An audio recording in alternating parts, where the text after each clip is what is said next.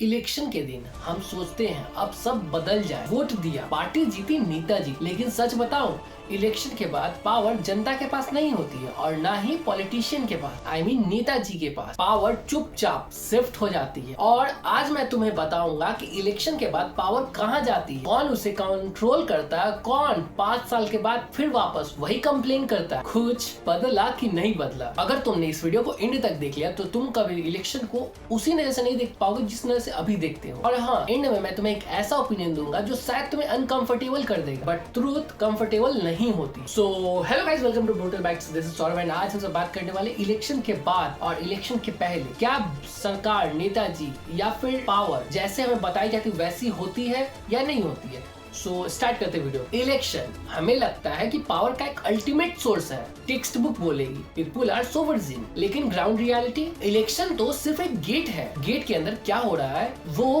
कोई नहीं बताता। Vote is equal to entry ticket and power is equal to backroom deals. Election के बाद 4 चीजें होती है। पहला सेलिब्रेशन, दूसरा ओथ टेकिंग एंड तीसरा middle class debate and fourth फिर से सब कुछ साइलेंस हो जाता है। उस साइलेंस में पावर शिफ्ट होती है। हाँ, पॉलिटिशियन पावरफुल होते हैं, मिनिस्टर बन गए और अथॉरिटी मिल गई, लेकिन लिमिट समझो। फाइल खुद नहीं लिखा जाता, डेटा खुद नहीं बताता, वो लोग इम्प्लीमेंटेशन भी खुद नहीं करते। मिनिस्टर डिसीजन बोलता है बट सिस्टम डिसीजन चलाता है। सच बोलूं, मिनिस्टर स्टीयरिंग पकड़े हुए, इंजन का कंट्रोल किसी और के हाथ में, और वो इंजन कौन है? Yes, system.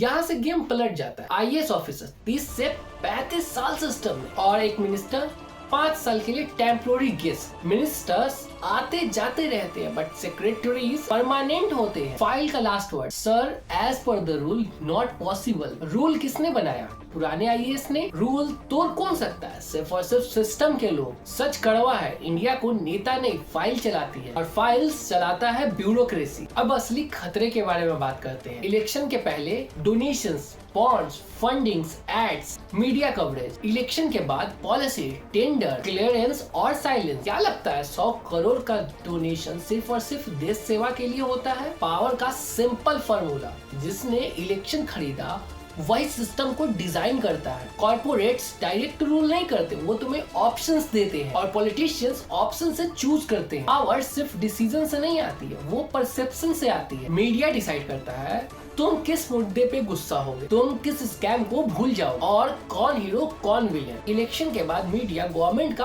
पीआर बन जाता है और ऑपोजिशन का noise. Janata scroll, like and forget. Judiciary powerful है पर रिएक्टिव। कोर्ट तब बोलेगी जब कोई केस करे या फिर तब रोकेगी जब कोई चीज लिमिट क्रॉस करे। मतलब जुडिशरी इमरजेंसी बन के है, इंजन बन के नहीं।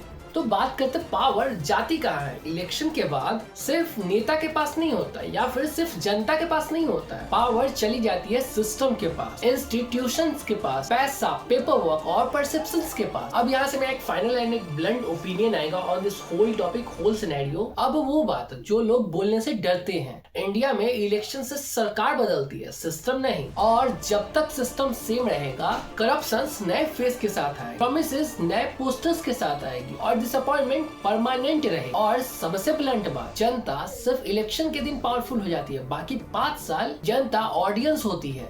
अगर तुम्हें लगता है सिर्फ वोट देना काफी नहीं है, पार्टी चेंज से देश चेंज नहीं होगा, तो तुम डेमोक्रेसी को फेस्टिवल समझ लो, सिस्टम नहीं। अगली बार जब वोट देने जाओ तो सिर्फ नेता को मत देखो, सिस्टम देखो, रूल देखो, पावर के असली प्लेयर पे नजर रखो। क्योंकि इलेक्शन जीतने वाले नेता होते हैं लेकिन पावर हमेशा सिस्टम जीतती है। एग्री हो या डिसएग्री कमेंट में जरूर लिखना, क्योंकि चुप रहना सबसे बड़ी अप्रूवल होती है। So that's it from my side on this topic. अगर आपको वीडियो अच्छा लगा तो वीडियो को लाइक करो, ब्रूटल बाइट्स को सब्सक्राइब करो, वीडियो को अपने फ्रेंड्स और फैमिली के साथ शेयर करो। बात बाकी के लिए कल मिलते हैं, बाय।